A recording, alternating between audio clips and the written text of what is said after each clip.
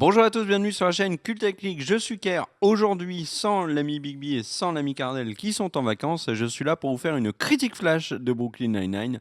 Vous ne m'avez rien demandé, mais je la fais quand même. Brooklyn Nine-Nine, c'est quoi? C'est une sitcom américaine lancée il y a quelques années maintenant, puisque la saison 5 va commencer à la rentrée sur la Fox. Brooklyn Nine-Nine, c'est quoi? On suit en fait une unité, le 99e à New York, une unité de police. C'est une pure comédie. Alors, je vais faire très simple. Vous résumez un petit peu la série. On suit un héros, donc Jack Peralta, qui est joué par Andy Samberg. Je regarde sur ma tablette.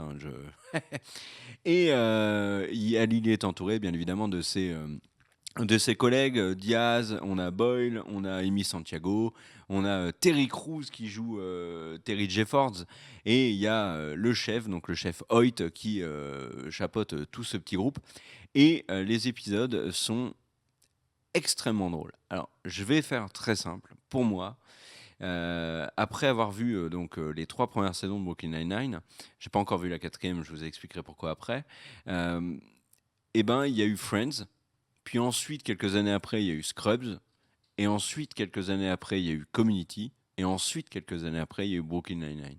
Pour moi, c'est vraiment les 4 séries les plus drôles. Et encore, je trouve que Brooklyn Nine-Nine est beaucoup plus drôle que Community et plus réussi. Pourquoi? Parce que beaucoup plus régulière que l'a pu être Community, même si Community est une perle aussi à voir. Brooklyn Nine-Nine, sa force, c'est que c'est extrêmement drôle et extrêmement bien écrit. Les personnages sont tous développés de manière égale, je trouve, en dehors des seconds rôles que peuvent être Scully, Hitchcock, Pimento, etc. Mais que ce soit Diaz, Boyle, Santiago, que ce soit Hoyt, que ce soit Jeffords, que ce soit le héros, euh, tous, ils sont extrêmement bien écrits. Peralta peut en énerver certains, mais moi, il me fait hurler de rire. Et en fait, ben, je suis totalement tombé sous le charme de cette série que j'avais commencé à regarder lorsqu'elle a été diffusée sur la Fox. Et il y a eu des bonnes critiques pour le début de sa saison 1. Et à la surprise générale, elle a gagné le Golden Globes de la meilleure comédie pour sa première année. Euh, Personne s'y attendait. Alors, je crois que c'est Golden Globes ou Emmy, mais c'est un des deux. Elle a gagné un énorme prix. Et puis après, Brooklyn Nine-Nine a continué de vivre sans trop faire parler. Mais moi, si vous ne connaissez pas Brooklyn Nine-Nine, je vous conseille mais chaudement de regarder cette série. C'est à mourir de rire. Je n'avais pas rigolé devant ma télévision autant depuis, j'en sais rien moi, depuis la campagne présidentielle. C'est vraiment des barres de rire. Et il y a un truc qui me plaît énormément dans Brooklyn Nine-Nine et qui fait que j'ai vraiment envie de vous en parler, c'est que j'ai vraiment l'impression que Brooklyn Nine-Nine, c'est notre humour. Si vous regardez la chaîne et si vous vous marrez devant la chaîne Cult Click, vous allez être dans un univers qui est le vôtre en fait. C'est notre humour, l'humour de Bigby, l'humour de... Enfin, en regardant Brooklyn Nine-Nine, je me suis dit à de très nombreuses reprises qu'on aurait pu faire ces vannes-là, dans le cadre de l'émission, dans le cadre de discussions entre potes, etc. Et ça, je vous vois pas ou je ne connais pas de séries qui font ce genre d'humour-là. J'ai enchaîné après Brooklyn Nine-Nine sur The Big Bang Theory.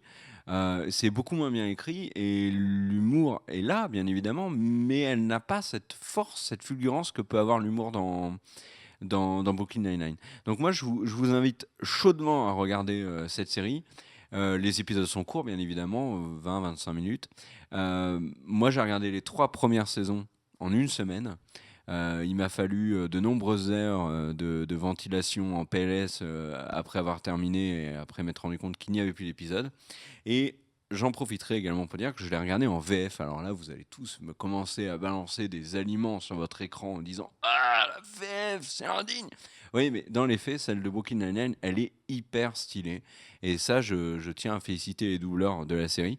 Euh, il y a un avantage à regarder les sitcoms US en VF, c'est qu'ils adaptent toujours les private jokes qui sont typiques à la culture américaine et qui font que parfois le français de base, comme moi par exemple, et ben on passe à côté de beaucoup de blagues, notamment des références à des personnages de la télé américaine ou du sport américain qu'on connaît pas forcément en France, etc. Ou des jeux de mots qui sont typiques des États-Unis ou que par exemple seuls les habitants du Texas ou de l'Oklahoma vont comprendre. Là, la VF, ça permet d'éliminer tout ça sans dénaturer la série et d'être plus clair. Et ça, c'est un des avantages à regarder une sitcom en VF pour nous. Et en plus, alors, comparé à d'autres séries, la VF de Brooklyn Nine-Nine, elle est hyper réussie. Et pour vous donner pour vous donner un exemple, l'ami Cardel, qui est quelqu'un qui n'aime pas la VF, regardait Brooklyn Nine-Nine en VF aussi parce qu'il trouvait que la VF était vraiment, pour le coup, très réussie.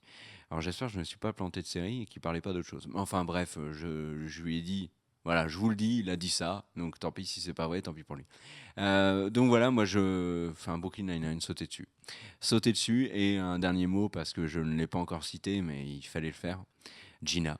Gina dans la série, mais quelle crème. Mais alors vraiment quelle crème. Mais elle est à l'image de tous les personnages de Brooklyn Nine-Nine, tous les personnages forts. Ils sont tous, mais tellement réussis. Cette série, c'est un distributeur à bonheur.